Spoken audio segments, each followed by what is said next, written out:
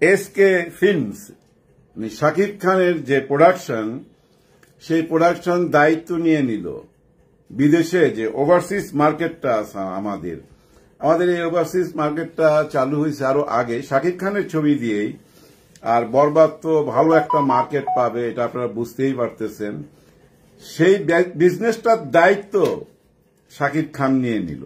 খুব ভালো কাজ করছে, এটা দরকার ছিল। হ্যাঁ, অনেকদিন এসকে মুভিজের কোনো আলোচনা নাই, এত বড় বিগ প্রোডাকশন, যে প্রোডাকশন থেকে আমিও ছবি বানাইছি, পাসওয়ার্ড, আমাদের কাজী হাস সাহেবও বানাইছে। হ্যাঁ, 3টা না 4টা ছবি হয়েছে, যাই হোক আমার অতটা মনে নাই, আমার নিজেরটাই মনে আছে। তো সেই প্রোডাকশন হাউস আবার জেগে উঠছে, খুবই ভালো কথা এটা। এবং ওনার ডিস্ট্রিবিউশনের ছবি না শুধু, আমি মনে করি উনি ওই যে যেমন শাহরুখ খান যেভাবে কাজ করে, শাহরুখ খান কিন্তু ছবিতে টাকা নেয় না। হ্যাঁ, শাহরুখ খান টাকা নেয় না।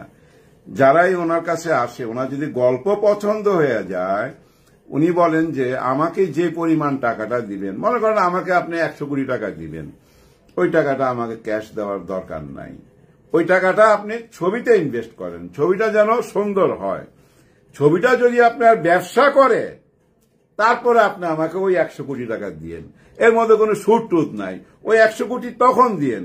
আর ছবি যদি ফ্লপ যায়